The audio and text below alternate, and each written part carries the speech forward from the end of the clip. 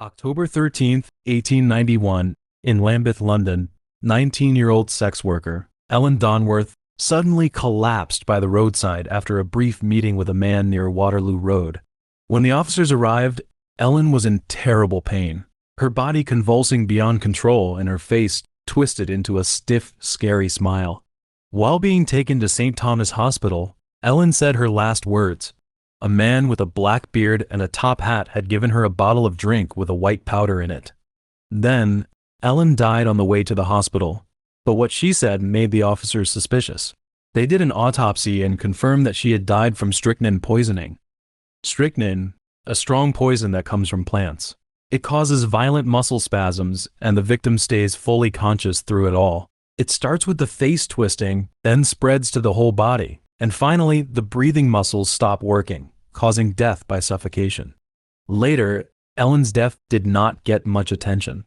Even though the officers confirmed she had been murdered and had a description of the killer, in Victorian London, the poisoning of a sex worker did not get the same level of investigation as a victim from the upper classes. Even with solid evidence, their deaths were seen as just part of life. Alcoholism, disease, violence, and suicide were all viewed as things they had brought on themselves.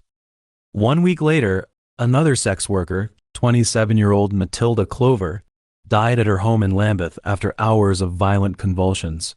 Before she died, Clover said that a tall, bearded man had given her some pills and told her to take them before bed, but no one paid any attention to what she said after her death.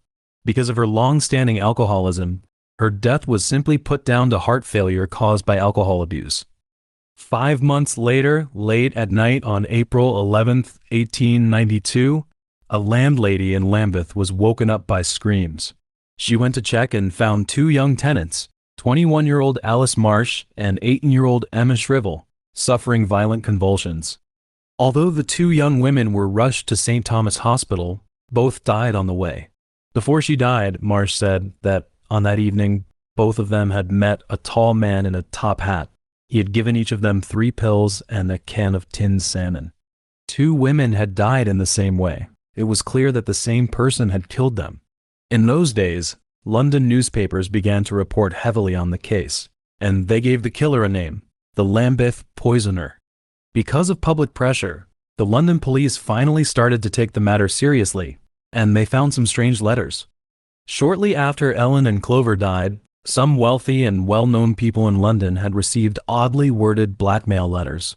The writer claimed to have solid proof that they were involved in the case, and demanded money in exchange for keeping quiet. One letter was sent to William Broadbent, a well-known doctor who treated brain and nerve problems. The letter said he was involved in Clover's death and demanded £25,000. Another letter was sent to a bookseller, accusing him of killing Ellen and also demanding money.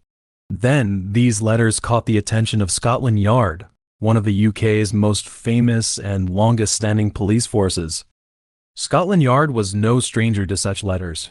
3 years earlier, the East London had just gone through the terror of Jack the Ripper. In those days, police and newspapers had received many letters that were said to be from the killer. The 2 people who got the letters were quickly found to be completely innocent. But Scotland Yard noticed one detail. One letter mentioned Clover's death. Her death had been officially ruled as natural causes and had never been linked to the murders. Clearly, only the real killer would know the truth about how she died. So they began to suspect that the person who wrote these anonymous letters was the same man the newspapers called the Lambeth Poisoner. Meanwhile, a police officer from New York, John Haynes, gave Scotland Yard a piece of information. Haynes said that, while he was in London, he had met a man who called himself Dr. Thomas Neill. The man wore a top hat, was very well dressed, and took him around the Lambeth area. But strangely, the man seemed very interested in the Lambeth poisoning cases. He knew all the details and even took Haynes to see the places where several of the victims had lived and died.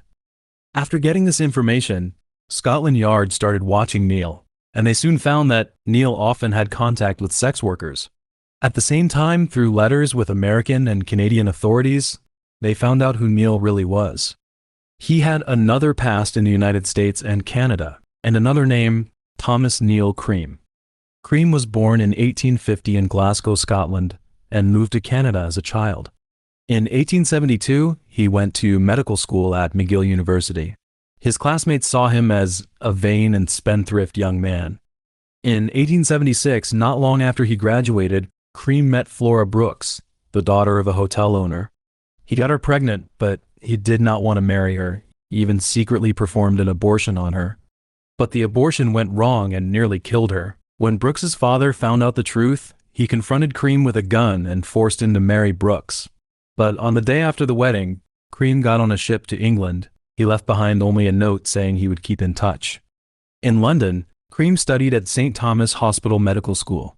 There, he lived a very wild life. He often went to music halls and variety theaters and spent time with dancers and sex workers. On another hand, in Canada, his abandoned wife, Brooks, suddenly became very ill. When the family doctor asked if she had taken any medicine, she mentioned some pills that Cream had sent her. Not long after, she died of what was thought to be tuberculosis. At the time, the doctor who treated her suspected Cream of poisoning her, but the case was never investigated further. Meanwhile, Cream got his medical qualification in Edinburgh. He went back to Canada and opened a medical practice in Ontario. In 1879, a pregnant woman named Catherine Gardner was found dead behind his office. Cream insisted that she had killed herself, and the jury ruled that she had died from chloroform given by someone unknown. Although Cream was not charged, his reputation in the area was ruined, so he moved to Chicago in the United States, where he opened a clinic near the local red light district. On the surface, he treated local people, but in reality, most of his income came from illegal abortions. In those days, abortion was illegal in both Canada and the United States, but there was a big demand for it on the black market. For doctors who wanted to make money fast, especially Cream, it was a good way to earn cash. He opened his clinic in the red light district. With his doctor's title and the clinic's convenient location, he attracted a large number of women who wanted abortions. During this time, several women died after having contact with him.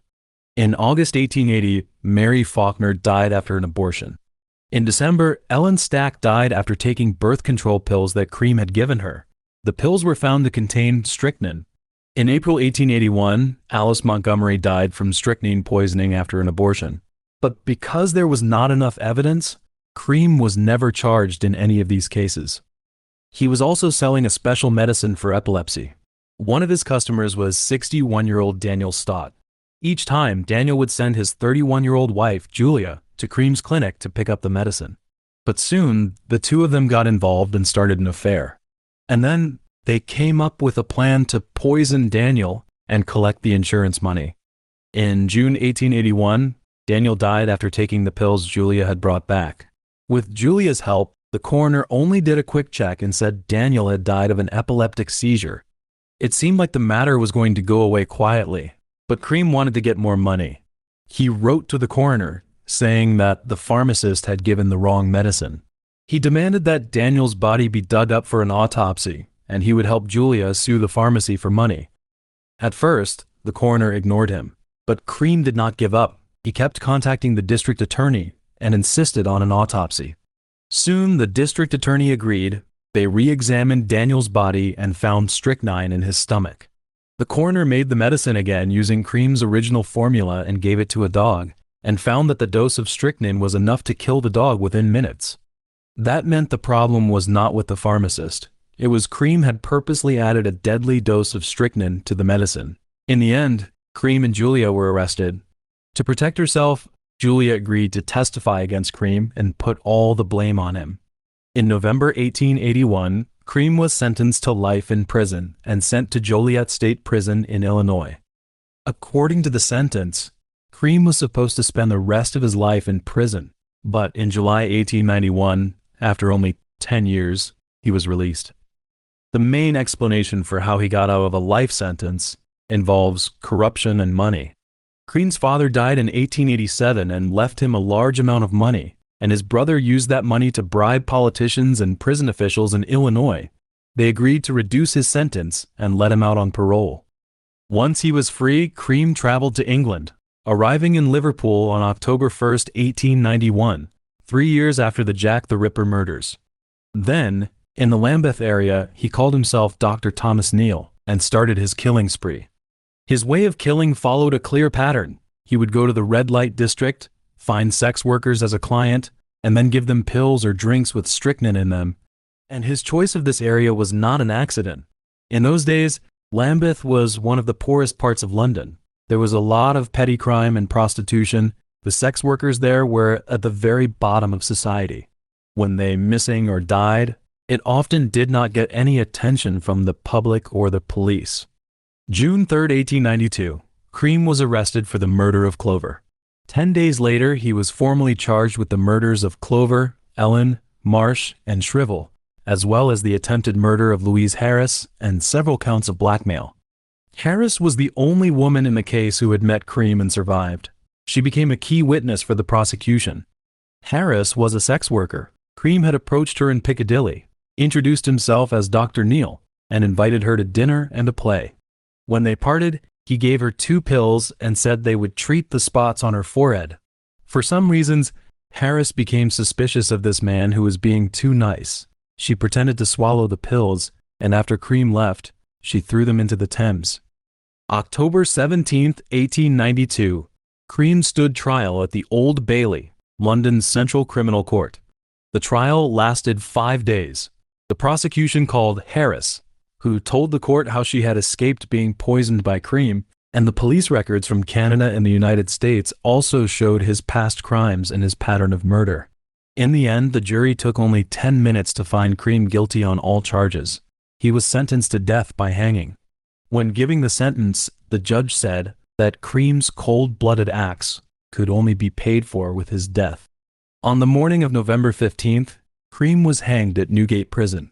Before the execution, he stayed quiet and calm. Later, the executioner, James Billington, claimed that just as the rope was put around his neck and the trapdoor was about to open, Cream said a few words, "I am Jack the..." But the sentence was never finished, the rope tightened, and his neck broke. This statement became one of the most famous unsolved mysteries in criminal history, and it has been debated for over 100 years.